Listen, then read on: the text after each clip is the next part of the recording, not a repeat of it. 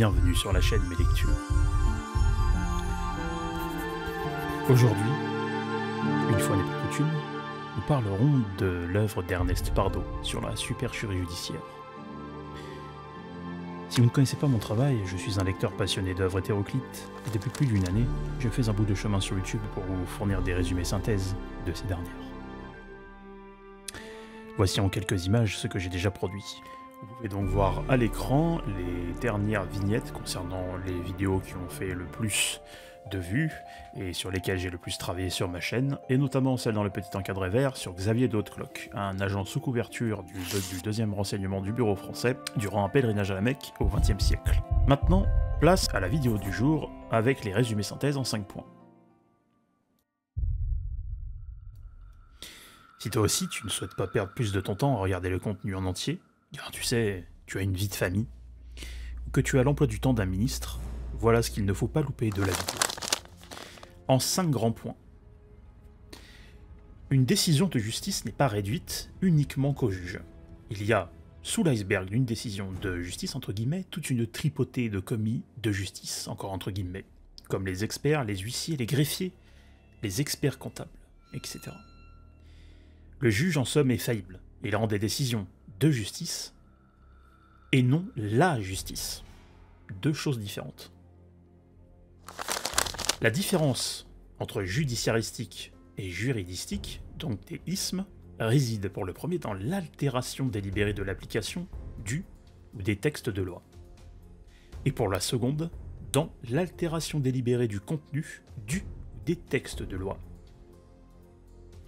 Dans l'objectif d'arriver à la faute, délibérée donc, mais qualifiée comme une simple erreur. C'est de la posture, c'est pervers. En soi, l'affaire Outreau, pour ne mentionner que celle qui est mentionnée dans le livre, désolé pour la répétition, a subi les deux procédés précités dans le point 2. Une répétition apparente d'erreurs, mais qui en réalité sont des fautes. De plus, la faute est commise en bande organisée, à charge du sinistré évidemment, et si une affirmation ou une réformation de l'affaire a lieu, la carrière du magistrat peut en pâtir. Couvrant non l'erreur humaine, qui peut être isolée, mais la répétition d'erreurs. Errare humanum est, perseverare diabolicum. L'erreur est humaine, mais persévérer diabolique. Pour s'en convaincre, l'auteur nous parle de l'affaire de Dominique Simonot, qui s'est passée en 1999, et qui en substance dit que quand on demande à un homme faisant carrière à la présidence de la chambre criminelle de sauver des arrêts rendus par la cour d'appel plutôt que de rendre des décisions conformes au droit, on lui demande ça. En gros, on interprète le droit à notre sauce, tout simplement. De plus, dit l'auteur, de nombreux avocats s'interrogent sur la politique de la chambre criminelle de cassation où 90% des pourvois qui tiennent la route sont reboutés. Manœuvre dilatoire, bonjour. Entre autres. L'auteur pose donc la question, à quoi cela sert de débourser des sommes en avocat, c'est marqué dans le livre, je crois, entre 3 000 et 7 000 euros, pour voir des pourvois renvoyés sous des motifs ubuesques, équivoques, ambigus, tout ce que vous voulez. Et là, un homme du nom de Charles Debache, si je prononce bien le nom de famille, j'espère en tout cas, par l'entremise de l'auteur, explicitera que nous sommes dans un, je cite, corporatisme judiciaire, et non une réelle justice. Nous avons donc, pour des mots-clés, les décisions de justice, la faute qualifiée comme simple erreur, la faute commise en bande organisée, l'interprétation du droit et la manœuvre dilatoire.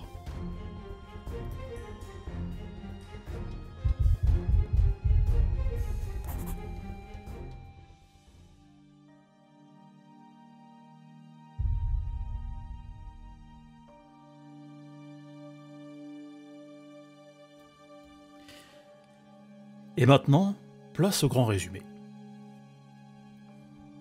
Le corporatisme judiciaire. Commençons, si vous le souhaitez, par expliquer, toujours par l'entremise de l'auteur, l'un des fonctionnements de cette justice par le rôle des acteurs. Généralement, nous dit Pardoe, on réduit une décision rendue en justice par le juge.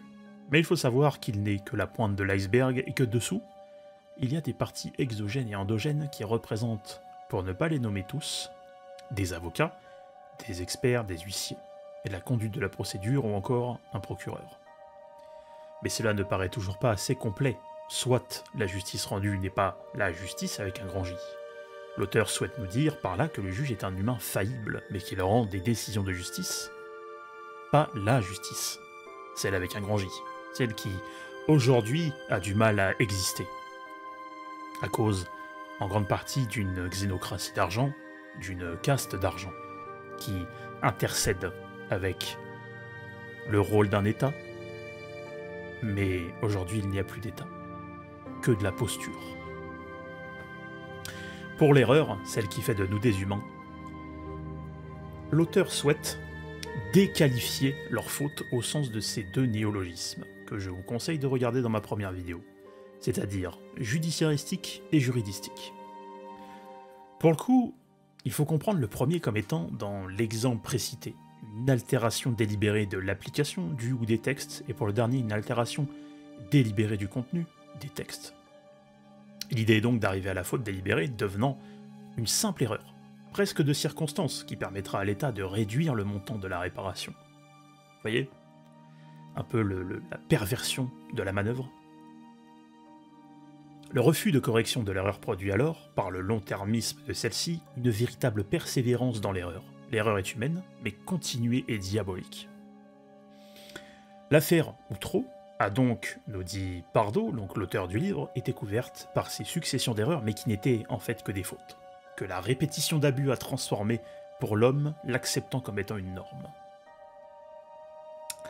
À partir de là, comme on sait que le juge n'agit pas seul, on comprend, entre guillemets, donc qu'il y a faute. Et qui plus est, en bande organisée, et oui, parce que c'est un système tout entier, c'est une jambe judiciaire qui agit, et qui se soutient par des ordres, etc. etc. C'est donc bien d'une gravité sans commune mesure pour le sinistré de la justice, évidemment, qui lui est tout seul et seul face à ce rouleau compresseur de la justice, enfin de la pseudo-justice. On va dire de la justice argent, la justice business. Plus loin, l'auteur nous révèle donc que le processus précité peut nuire à la carrière d'un magistrat si une infirmation ou une réformation a lieu. En somme, les collègues se protègent entre eux, couvrant alors non l'erreur humaine mais la répétition d'une erreur. Souvenez-vous donc de la phrase suivante, errare humanum est, perseverare diabolicum. Est-ce que mon latin est magnifique à l'énonciation? Vous me le direz en commentaire. Tenant bon la barre, l'auteur nous prouve donc ce qu'il dit avec l'affaire de Dominique Simoneau, paru le 19 octobre 1999 sur Libération, puis repris plus tard par le site FBLS. Donc on n'oublie pas, hein, Libération, journal de traite depuis... Bref. Ou l'Express, je sais plus si Libération ou l'Express. Il faudra demander à un youtubeur avec qui dit des choses très intéressantes. Qui dit en substance qu'on demande à un homme faisant carrière à la présidence de la chambre criminelle de sauver des arrêts rendus par la cour d'appel plutôt que de rendre des décisions conformes au droit. En somme, l'entre-soi est bien présent, le regard des collègues, ainsi que la promesse de poste ou de longévité au sein de l'institution peut, évidemment, être en jeu. Mais pour revenir sur cette déclaration, de nombreux avocats s'interrogent sur la politique de la chambre criminelle de la Cour de cassation, où selon eux, 90% des pourvois sont rejetés, même avec des motifs de cassation qui tiennent la route. Et donc, de ce que je comprends, c'est que par cette chambre, des décisions concernant des victimes sont étendues sur la longueur. Étendues sur la longueur, hein, ça fait un peu pléonasme, dit comme ça, mais on va dire manœuvre dilatoire, pour être plus précis.